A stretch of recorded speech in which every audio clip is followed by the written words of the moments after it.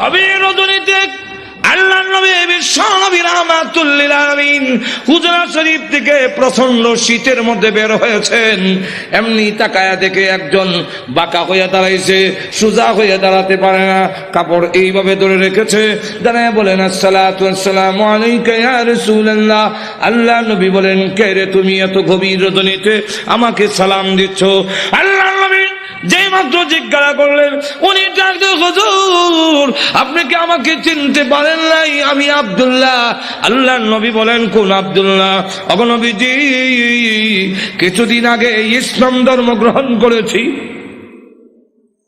আমার নাম ছিল আব্দুল উজ্জা, আমি আপনার নামটা পরিবর্তন করে আব্দুল্লাহ রেখেছেন, আমি সেই আব্দুল্লাহ। বলেন, আমার আব্দুল্লাহ তো ধনী বাপ চাচা, তার বাপ চাচা ধনী ব্যবসায়ী ছেলে, সকাল বিকাল কাপড় পরিবর্তন করে আসতো। আজকে তো দেখা যায় গায়ে কাপড় নাই, একটা কাপড়ের টুকরা পরিধান করা, সোজা হয়ে দাঁড়াতে পারে না, তার লজ্জাস্থান খানি হয়ে যায়, হাত দিয়ে ধরে রাখছে কোন রকমে কাপড়ের টুকরা। আল্লাহর নবী বলেন, আমার আব্দুল্লাহর এই অবস্থা কেন? শীতের মধ্যে তরতর করে কাঁপতেছে, কিন্তু কোনো কথা বলে না, কোনো ডাক দেয় না। নবী গো, অপেক্ষায় বসে আছি, কোন সময় আপনি বের হবেন।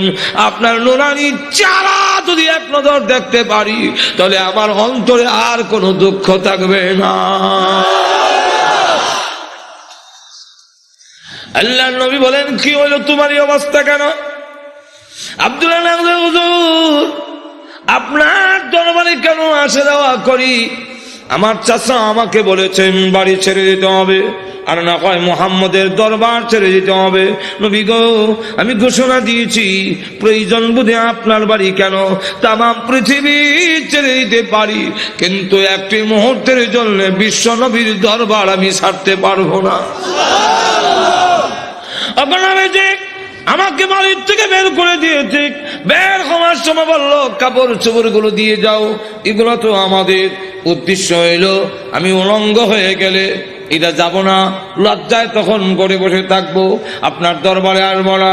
আমি তখন আমার চাচাকে জানিয়ে দিলাম, ওগো চাচা, কাপড় হারাতে পারি, ইজ্জত সম্মান হারাতে পারি, আমি সর্বহারা হতে পারি, কিন্তু আল্লাহর কসম ঈমান হারা এক মুহূর্তের জন্য হতে পারবো না। আজকে যদি শরমের আর ইজ্জতের বয়ে কাপড়ের জন্য আমি ঈমান হারা হয়ে যাই, মৃত্যুর পরে কবর থেকে উলঙ্গ হয়ে আল্লাহর দরবারে উঠব, উলঙ্গ অবস্থায় জাহান্নামের মধ্যে দেওয়া হবে। ওগো আল্লাহর নবী, আমার কাপড় চোপড় গুলো রেখে দিয়েছে, আমি আমার মার সামনে দাঁড়ায় বললাম, মা গো, ওর মা একটা কাপড় দেন না, আমি আমার লজ্জাস্থান রেখে বিশ্ব নবীর দরবারে যাব। ওগো মা, একটা নজর যদি আল্লাহর নবীকে দেখতে পারি, তাহলে আমার মনে আর কোনো ব্যথা থাকবে না। এই বলে হুজুর আমার মা একটা কাপড় দিয়েছেন, কোন রকমের লজ্জাস্থান রেখে আপনার হুজুরের সামনে এসে বসে আছি। কোন সময় আপনি বের হবেন, আপনার চেহারা মুবারক একটা নজর দেখার জন্য বসে আছি। নবীজি তার করুণ কাহিনী শুনে বিশ্ব নবী পর্যন্ত চোখের পানি রাখতে পারলেন। আল্লাহ নবী ডাক দিয়ে বলেন, আব্দুল্লাহ আমার ঘরে আয়, হুজুরের শরীফে আয়, এই নে আমার ব্যবহারের দুইখান কাপড় তোরে দান করলাম। নবীজির দুইখানা কাপড়, ব্যবহারের কাপড়ের দাম আছে না নাই? এরপর থেকে আব্দুল্লাহ জুল বাগাদাইন হয়ে গেল। খালি আব্দুল্লাহ না, এমন টাইটেল লাগছে। আল্লাহ নবী একজন, আব্দুল্লাহ বল তোর কোন আকাঙ্ক্ষা আছে নি? আব্দুল্লাহ হুজুর দুনিয়ার কোনো আকাঙ্ক্ষা নাই, আপনার কাছে আমার একটা দরখাস্ত। ওগো নবীজি, আপনি বলেছেন শাহাদাতের মরণ হইলে মরণের কষ্ট হয় না,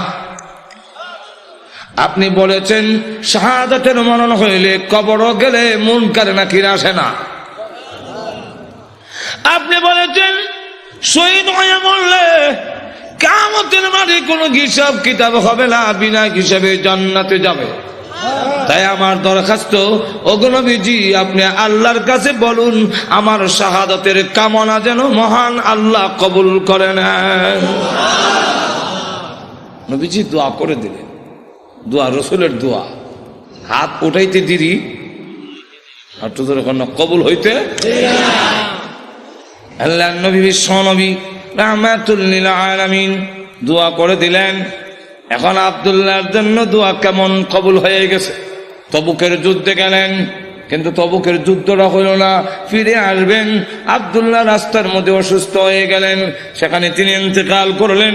আল্লাহ নবী ঘোষণা দিয়েছেন, আল্লাহর রাস্তায় যখন মানুষ বের হয়ে যায়, রাস্তায় মারা গেল শাহাদাতের সওয়াব তাকে দেওয়া হয়।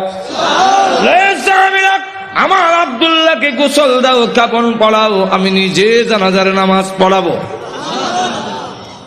নবীজি নিজে জানাজার নামাজ পড়াইয়া লাশ যখন কবরের দিকে নিয়ে যায়, নবীজি পিছনে পিছনে যায়। কবরের পার গেলে পড়ে ডাক দিয়ে বলেন, সাহাবীরা রে, কেউ কবরে নামবে না, আমি তার কবরে নামবো। নবীজি আব্দুল্লাহ রাদিয়াল্লাহু আনহুর কবরে নামে দুই কান হাত উপর দিকে বাড়ায় দিয়ে বলেন, রে আব্দুল্লাহ, সাহাবীরা দে লাশটা আমার হাতে দে। একটু জোরে কর না, দে আমার আব্দুল্লাহর লাশ আমার কোলে ছেড়ে দে। নবীজির কোলে ছেড়ে দিলে নবীজি এইভাবে লাশটা উপর দিকে উঠাইয়া আকাশের দিকে তাকায় বলে, আল্লাহ আমি আব্দুল্লাহর প্রতি খুশি, তুমিও খুশি হয়ে যাও। আল্লাহ এখন আব্দুল্লাহর লাশটাকে আমার কোল থেকে তোমার রহমতের কোলে আমি স্থানান্তর করতে চাই। এই কথা শুনে সাহাবীরা গইরে কবর পার কান্না শুরু করেছেন। বিশেষ করে সাদ ইবনে আবি ওয়াক্কাস রাদিয়াল্লাহু আনহু ডাক দিয়ে বলে, মাটিতে গইরিয়া কান্না আর বলে, আব্দুল্লাহ রে, এই লাশটা তোর না হইয়া আমার যদি হতো রে, আমার ভাগ্য কত ভালো ছিল রে আব্দুল্লাহ। এই লাশ তোর না হইয়া আমার যদি হতো, যেখানে আল্লাহর নবী বলতেছেন, আল্লাহ আমি খুশি, মেহেরবানি করে তুমিও আমার আব্দুল্লাহর প্রতি খুশি হয়ে যাও। ভাইরা আমার, লক্ষ্য করে দেখুন, এইভাবে অনেক ঘটনা সারা রাত বললেও তো শেষ হবে না। এইভাবে বাড়ি ঘর ছেড়ে দিয়েছেন আল্লাহর দ্বীনের জন্য, ইসলামের জন্য, আল্লাহ নবীর জন্য। কিন্তু আবু লাহাবের ছেলে যেমন বাবা তেমন ছেলে উতবা আল্লাহ নবীর সামনে গিয়ে বলে, ওগো মুহাম্মদ, আপনার আল্লাহ টাল্লাহ এগুলো আমরা মানি না। আর তো জোরে কর না। আর নবীজির সামনে দাঁড়ায় বলে, আপনার দুই মেয়েকে তালাক দিলাম। নবীজির তাফসীরে মাযহারিতে লেখে, আল্লাহ নবীর উপরে হামলা করে টান দিয়ে জামা ছেড়ে ফেলেছে। নবীজি চোখের পানি ছেড়ে দিয়ে কাঁদলে, হ্যাঁ প্রভু, আমার জামা ছিঁড়েছে, এই জন্য আমি ব্যথা পাইনি। আমি কত আঘাত খাইলাম তোমার দ্বীনের জন্যে, তোমার জন্যে, তোমার দ্বীনের জন্যে যদি আমি কষ্ট পাই, আমার তেমন কষ্ট লাগে না। ও প্রভু, আমার মেয়েকে তালাক দিয়েছে, এই জন্য দুঃখ লাগে নাই, দুঃখ লেগেছে। আমার সামনে যদি তোমাকে কেউ অবজ্ঞা করে, তোমাকে অপমান করে, আমি রাসূল কখনো বরদাস্ত করতে পারি না। ভাইরা আমার, বাস্তবিকই যাদের ভিতরে ঈমান আছে, ঈমানদার কখনো দুনিয়ার সকল কিছু বরদাস্ত করতে পারে, কিন্তু আল্লাহ নবীকে অপমান করবে, এই পৃথিবীর কোন মুমিন কখনো বরদাস্ত করবে না। এর নামই হলো ঈমান। জোরে কোন ঠিক কিনা? ওই জন্ম দেখ, আল্লাহর জন্য, আল্লাহর নবীর জন্য, আল্লাহর দ্বীনের জন্য মুমিন তার জীবন উৎসর্গ করতে পারে, কিন্তু আল্লাহর অবমাননা কখনো মুমিন বরদাস্ত করতে পারে না। আমার আল্লাহর নবী, আল্লাহর মহব্বত নবীর অন্তরে বেশি না কম? আর তো দূরে কর না, সকলের চেয়ে বেশি না কম? নবীজি কান্দেন আর বলেন, প্রভু গো, আমার সামনে কেমনে কয় তুমি আল্লাহ টাল্লাহ, এত বড় নিমক কারাম আল্লাহ আমি কেমনে বরদাস্ত করি? আল্লাহ ডাক দেওয়ার নবী গো, আমি বানাইছি নিজের সন্তান যদি নিজের দারিদ্র্য টান মারে দুঃখ লাগে না? না লাগে? নিজের সন্তান যদি কিল মারে খাবলায় কষ্ট লাগে না? আপনার কষ্ট লাগে না, কিন্তু দেখবেন আপনার মা এই জিনিসটা বরদাস্ত করবে না। আপনার ছেলে আপনাকে যদি দারিদ্র্যে টান মারে আপনার কিন্তু কষ্ট লাগে না? আপনার যদি খাবলা মারে আপনার কষ্ট লাগে না? মাথা সোলো করে টানে আপনার কষ্ট লাগে না? লাথি মারে কষ্ট লাগে না, কিন্তু আপনার মা যদি দেখে তখন বরদাস্ত করে না। দেখি তাহলে আল্লাহ ডাক দিয়ে বলেন, আমি বানাইছি মানুষ, এই মানুষ যদি আমার সাথে বেয়াদবি করে, আমাকে গালি দেয়, আমার বিরুদ্ধে বলে, এত আঘাত লাগে না, কিন্তু আমার নবীকে যদি কেউ কিছু কয় আমি আল্লাহ বরদাস্ত করি না। আমার নবীর বেয়াদব আমি আল্লাহ ছাড় দেই না। আমার নবীর গায়ে আঘাত করলে আমার কষ্ট লাগে। সে পাথর নিয়ে আপনাকে মারতে এসেছে, এই জন্য আমি আল্লাহ আয়াত নাযিল করে জানায়া দিলাম। নবীজি এখন বদদুয়া করেন, আল্লাহ তোমার কুকুর সমূহ থেকে একটা কুকুরের উপরে মুসাল্লাত করে দাও, চড়াইয়া দাও। আল্লাহ আবু লাহাবের ছেলে উতবার উপরে তুমি কুত্তা লাগাইয়া দাও। আল্লাহ নবীর দোয়া হোক বদদুয়া হোক, জবান থেকে বের হতে দেরি হয়, আল্লাহর দরবারে তা কবুল হইতে একটা মিনিট দেরি হয় না। আর না হয় উমর যেখানে তরবারি নিয়ে গেলেন নবীকে মারার জন্য, ঘুরে গেল আর একদিকে, ঘরের কাছে গিয়ে শুনে, সামনে গিয়া শুনলো যে তোমার বোনের জামাই মুসলমান হয়ে গেছে। সেখানে গিয়ে যখন ঘরের সামনে দাঁড়াইছে, শুনে ঘরের ভিতর থেকে কোরআনের আওয়াজ আসে। হ্যাঁ, কিসের আওয়াজ? আস্তে আস্তে পড়তেছে, আউযু বিল্লাহি মিনাশ শাইতানির রাজীম। উমরকে কি পড়ে কলজা দিছিল না? বিসমিল্লাহির রহমানির রহিম।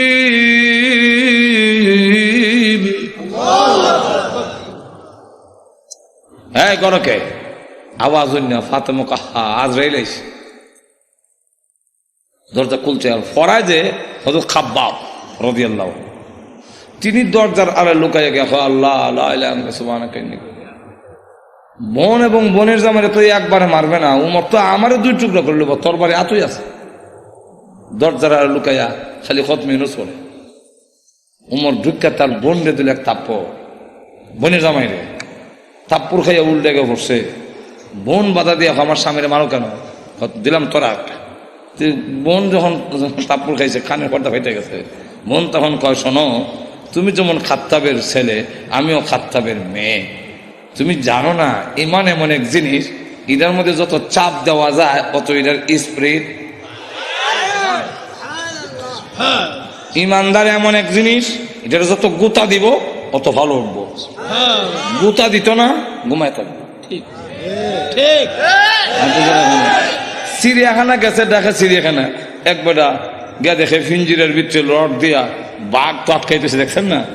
তো চিড়িয়াখানার খানা এটা তো মুক্ত না, সে যেভাবে মুক্ত বড় ধরে খাইতো এভাবে তো খাইতে পারে না, সামান্য খাওয়ান ভাই সরে রয়েছে।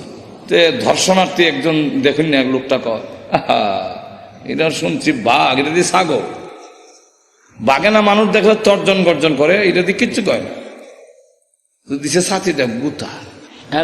নিবেদন করছেন খাওয়ান ঠিক ভাই হয় না, তোমার গুড়া কিমরে কামড়া তোমার গুতা দেশ করে জানোস না? ভাগ গুতা দিলে ভালো উঠবো, যেমন গুতা দিছে এমনি কয় হাক হাক করে দেন খালিছে। জুতা মুজা হাতে হালাই একটা দিছে ধরে কোন ঠিক কিনা। ফাতেমা ডাক দেখো, ভাই তুমি যে আমার চর দিছে মনে করছো আমি বন্ধ হয়ে যাবো? সুস্পষ্ট করে বলে দেই, সত্য ধর্ম গ্রহণ করছি, মারতে পারো, জীবন গেল ছাড়তাম না। এখন কই এটা নিয়ম। মানুষ যখন দ্বীনের উপরে, ইসলামের উপরে অটল অচল থাকে, তখন তারা আল্লাহর সাহায্য আসে।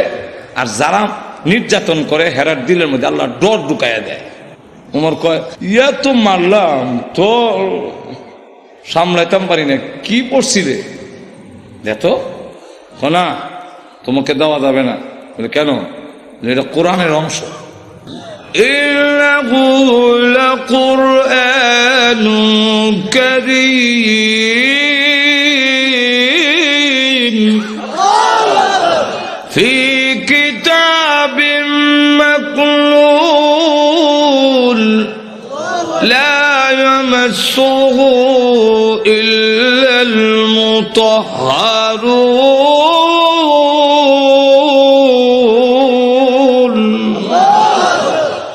সম্মানিত কোরআন লোহে মাহফুজে সংরক্ষিত, এটা স্পর্শ করা যায় না অপবিত্র অবস্থায়। তখন কি করতে হবে? বলে গোসল করে আও, কাফেররা তো মুত্তা ফানি লয় না, তুমি মুত্তা পরিষ্কার হয়ে আও দিছে। এখন বেরাইছে কোরআন পড়ে, তাহা মা আনজালনা আলাইকাল কুরআনা লিতাশকা। করতে করতে যখন ওই আয়াত পর্যন্ত গেছে, ইন্নানি আনাল্লাহু লা ইলাহা ইল্লা আনা ফা'বুদনি।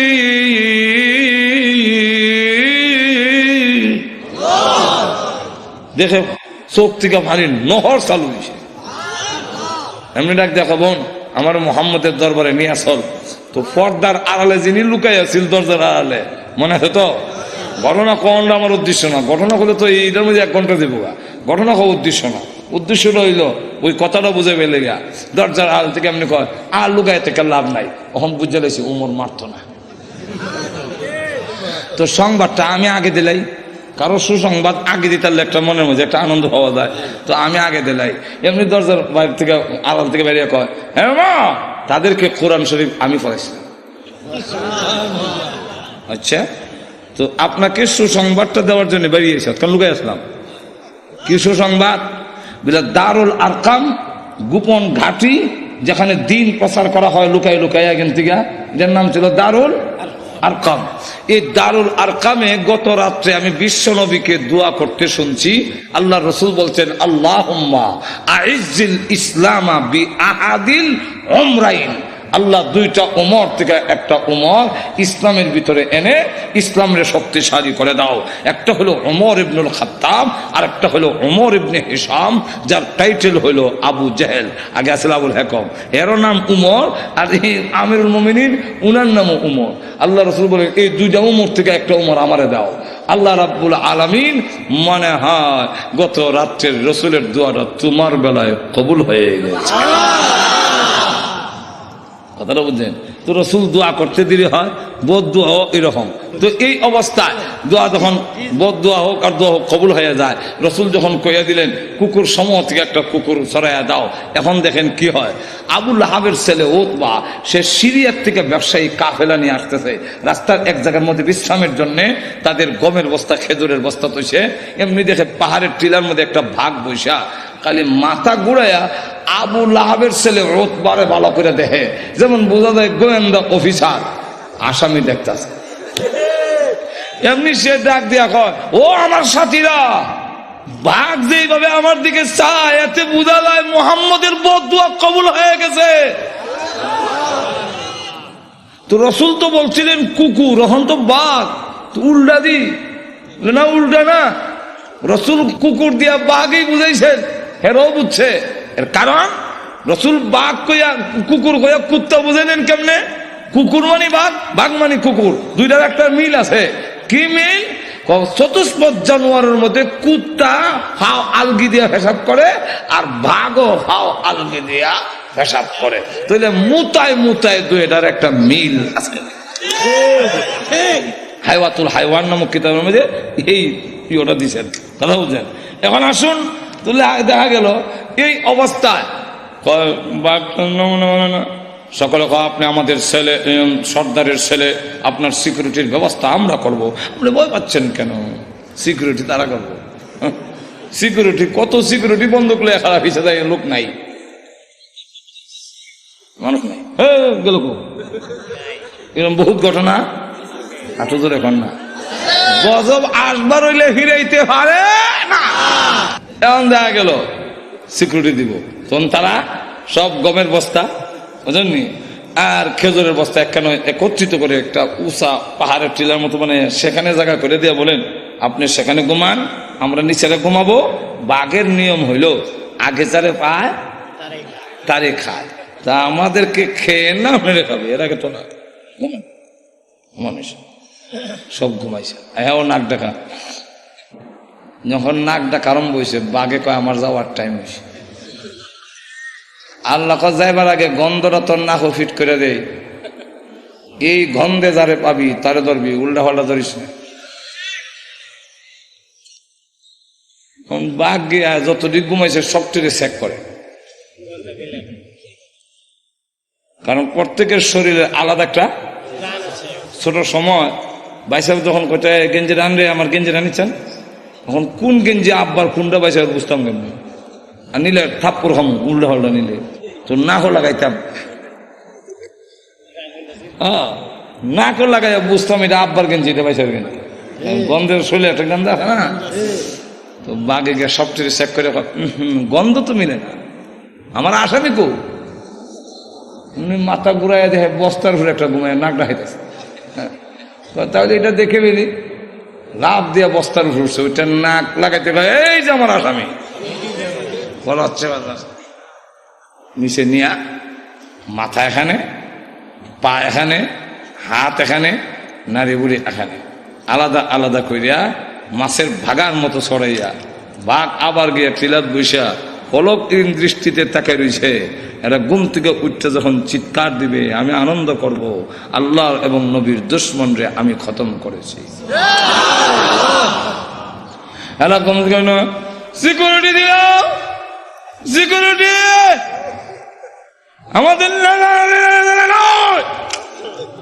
শেষ করে ফেলেছে, আমি করছি। আল্লাহ তখন আয়াত নাযিল করে, এই হলো শানে নজর, আয়াত নাযিল করে বলে কুতিলাল ইনসানু মা আকফারাহু,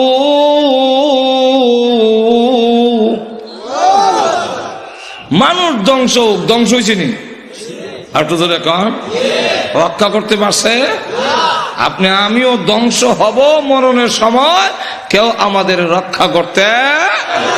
আর তো ধরে কন কাল্লা ইযা বালাগাতিত তারাকিয়া ওয়া কিলা মান রাক,